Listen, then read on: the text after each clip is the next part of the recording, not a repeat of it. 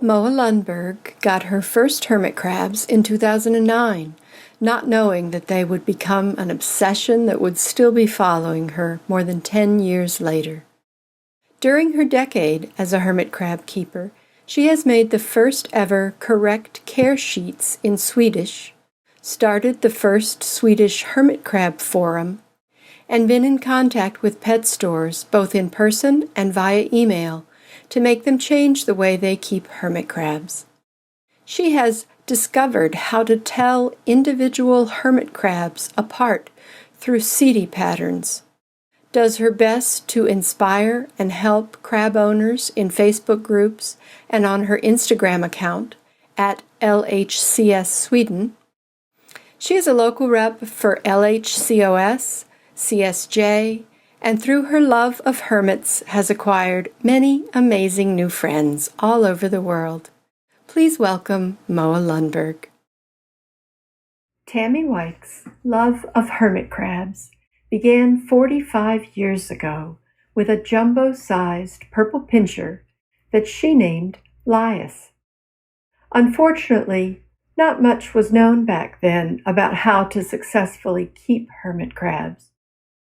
Over the years, with much trial and error and a lot of research, Tammy finally learned what crabs need to survive the molting process. This changed everything.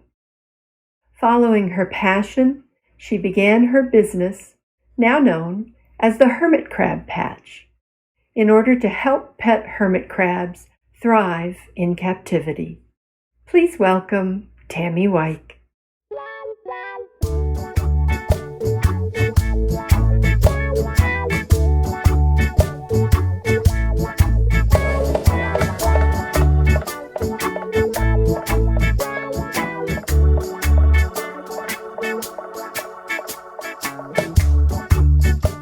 Using Moa's very beautiful detailed photos and video footage, I will discuss the exterior anatomical features and some of the more unusual aspects that we may see on our petland hermit crabs.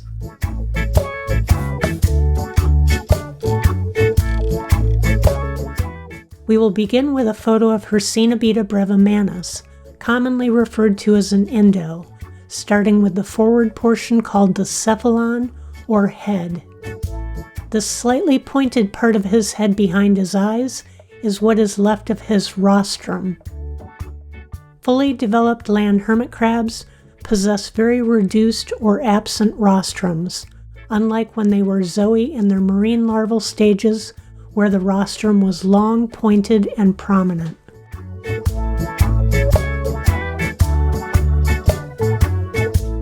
In addition to the cephalon on the Cenobita clypeatus or purple pincher, we see the posterior carapace or back, which is called the thorax. Together, the head and back are referred to as the cephalothorax that is protected by the carapace or exoskeleton, which is the outer covering. I also want to point out the pedicel, which is the first segment of the abdomen.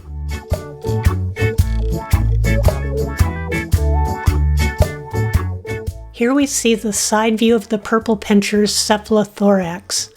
The area with the ridges is the beginning of the bronchiostagite. It is the portion of the carapace found on the sides of the hermit crab extending back to cover the bronchial chamber which houses the gills.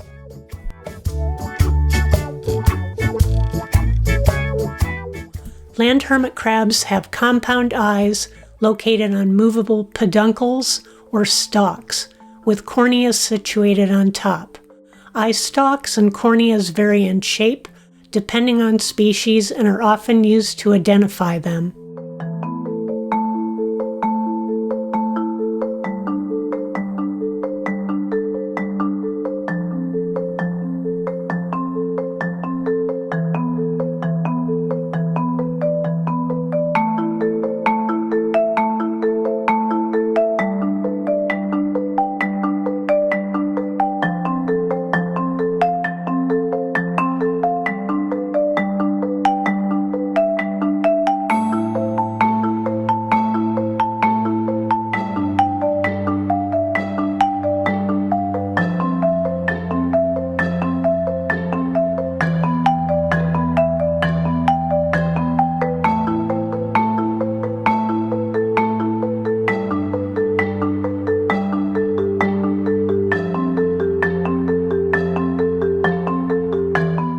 The strange pair of projections that you see sitting behind the base of the eye stalks and in front of the cephalothorax are the ocular ossicles. They are also sometimes referred to as ophthalmic scales. These also vary in shape depending on species. If you look closely at this Indo, you will notice that his ocular ossicles are serrated with saw-like teeth.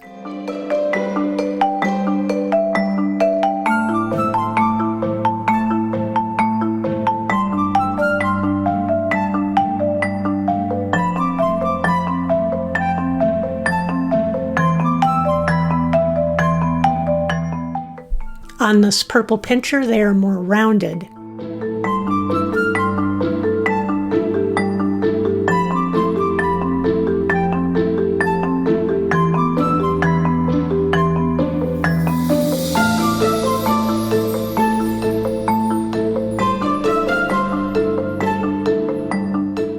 The Cenobita rugosus, or ruggy, has ocular ossicles that come to more of a point.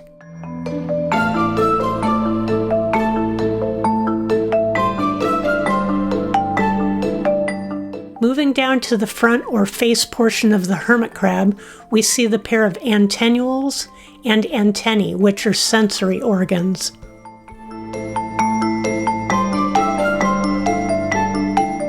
The first inner pair are the antennules. On the antennules, you will see two dots located on the front side of the base. These are the openings of the statocysts. Each statocyst contains hair-like sensory setae that are called statoliths.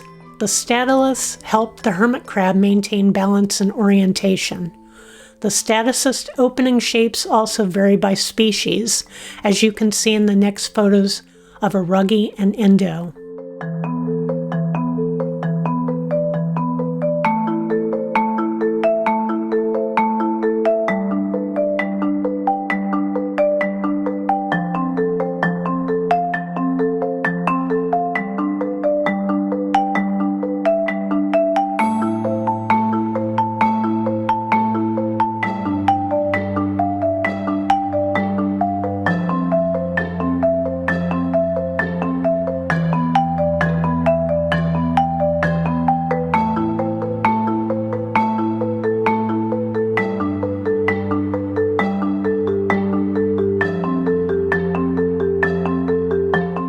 We see the classic red antennules in this photo of a Cenobita violacens, commonly known as a viola.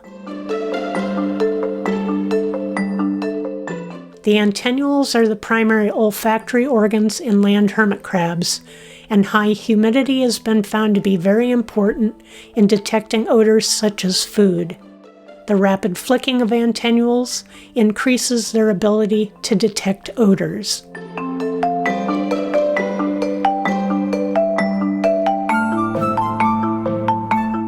In this photo, we see a close-up of the right tip of the antennule flagella, which bears the asthatask used to smell.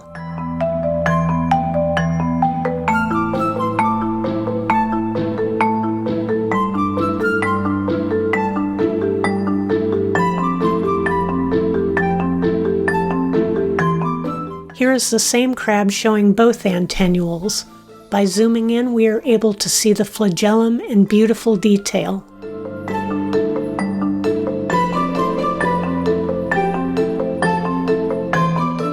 Located outside of the antennules is the second pair of antennae, which hermit crabs use to investigate and feel their surroundings. The antennae also have an excretory function. Hidden at the base of each antenna is a nephropore, which is the opening of the antennal gland responsible for producing urine.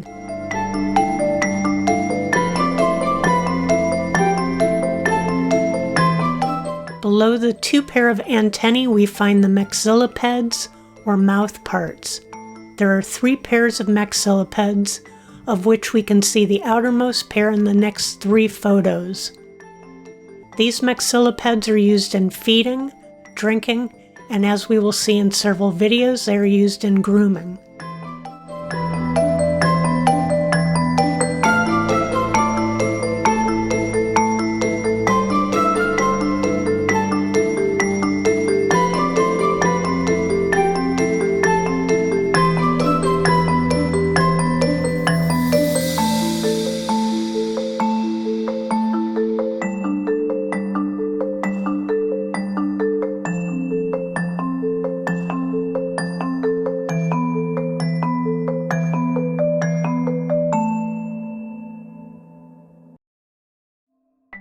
This endo is using its maxillipeds to assist with cleaning of its eye stalks.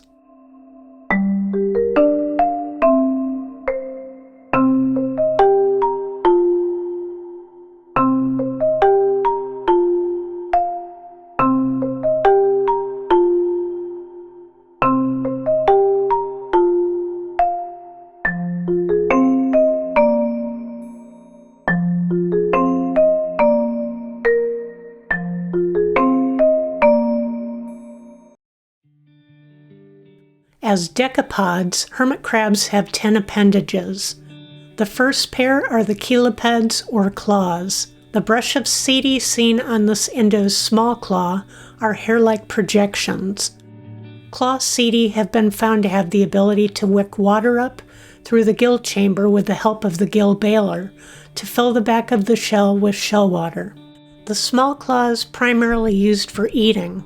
As we see here, this purple pincher is using a small claw to bring food up to his maxillipeds.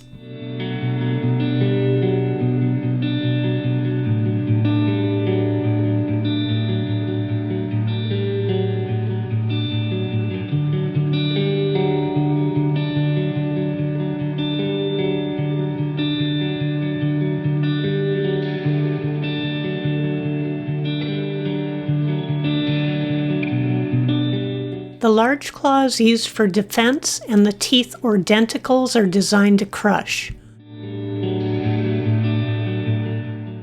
The large claw also closes off the shell opening for protection when the hermit crab pulls back into its shell.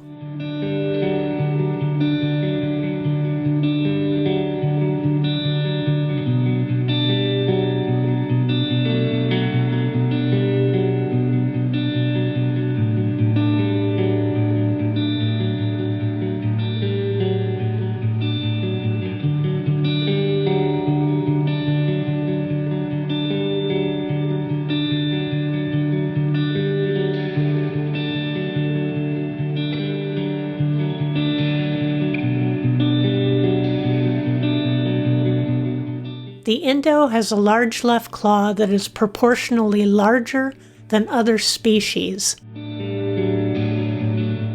The endo's large claw also lacks the brush of setae common to other species.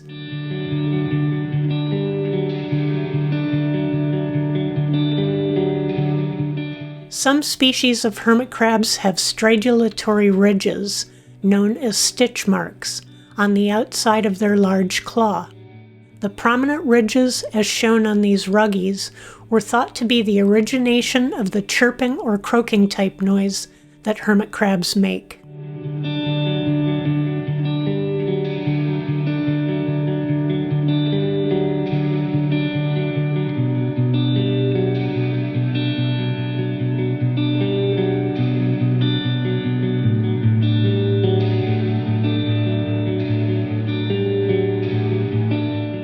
However, these ridges are not present on all species of hermit crabs, as we will see in these next two photos, yet the crabs can still chirp.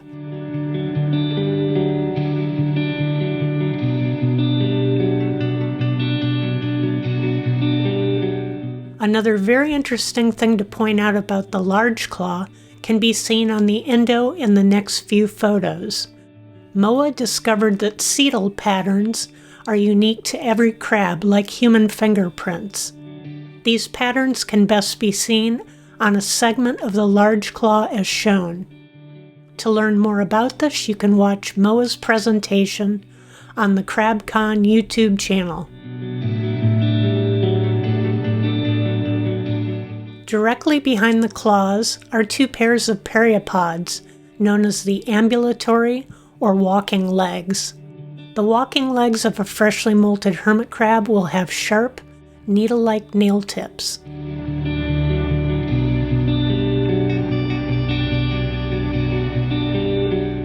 These sharp tips enable the crab to climb and are often a sign that a crab has recently molted.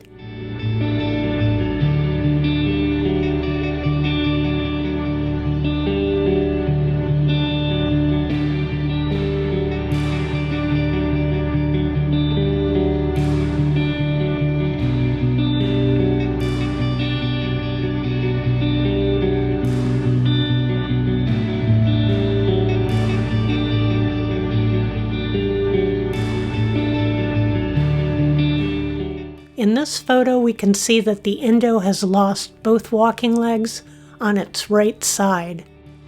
You can see a tiny new segmented limb that has been regenerated. This gel limb, as we affectionately call it, will become a small, fully functioning leg when the crab molts next.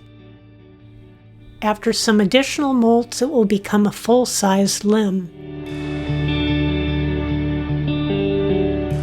We cannot see the third limb as it is hidden behind the fourth periopod and may be regenerating as well.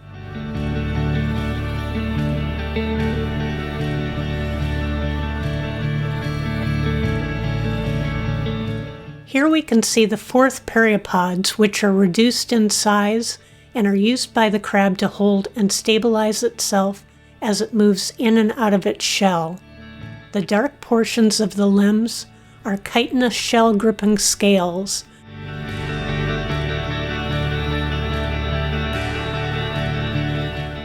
And the portion of the limb that is shaped like a hook is holding on to the shell.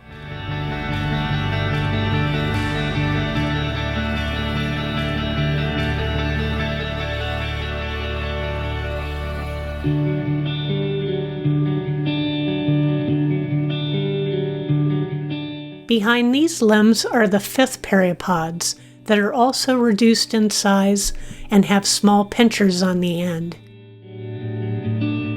The fifth periopods, or gill grooming appendages, are able to reach into the gill chambers to groom.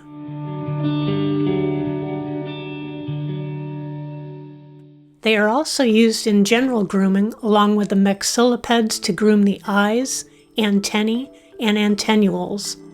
In female crabs, they are used to position and maintain eggs carried on the pleopods. Lastly, the hermit crabs use them to help remove excrement from their shells.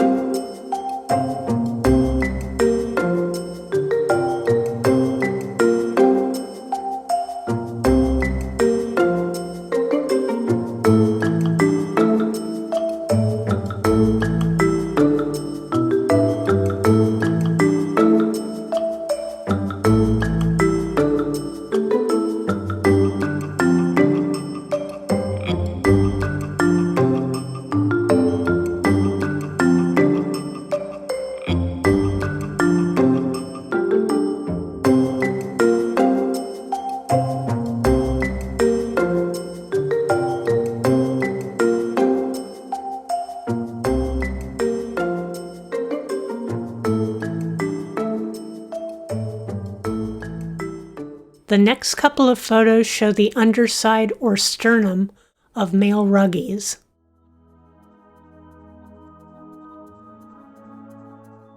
In the second photo, the crab is further out of his shell, and we can see the male sexual tubes with gonopore openings encased in setae, located at the base of the fifth periopod or gill grooming appendages.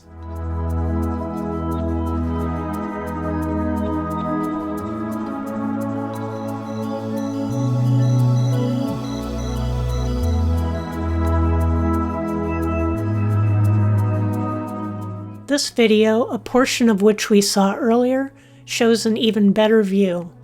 You can clearly see the setae-encased tips of the male sexual tubes.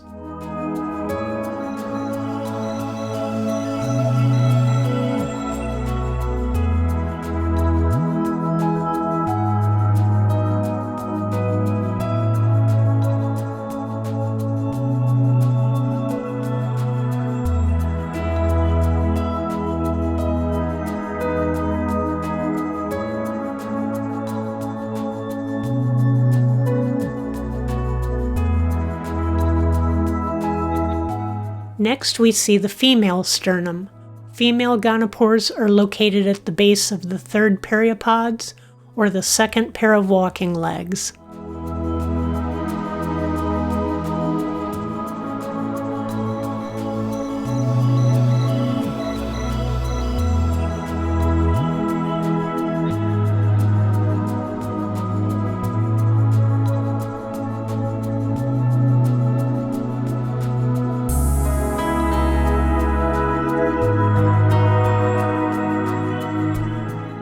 After mating, eggs are extruded from the openings and fertilized before being positioned on the female's pleopods.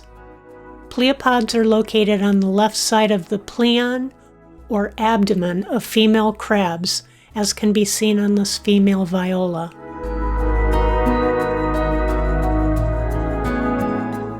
Here is a ruggie with new eggs.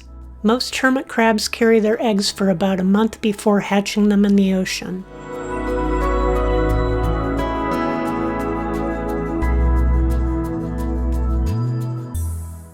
Without wearing a shell, we have a clear view of this viola's enlarged left abdominal lobe, which we commonly call a molt sac. Prior to molting, extra water is stored in both pouches to expand the new exoskeleton when the crab molts. The formation of molt sacs is one of the visible signs that a molt is drawing near.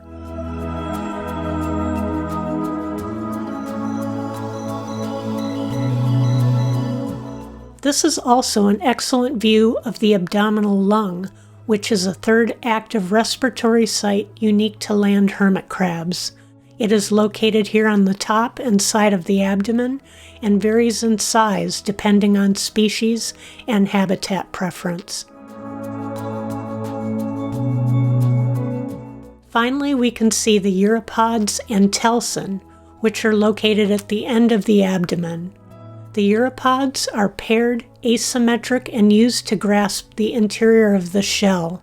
The uropods also have chitinous scales, which when rubbed against the shell interior, create the chirping or croaking noises that hermit crabs make.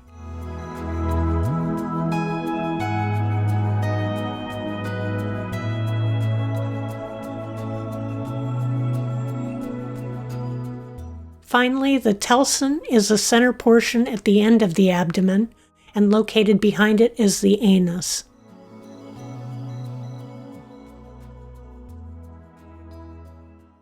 In the final two videos, we will see a male and female changing shells. Both have molt sacs and large abdomens, signs that they will be molting soon.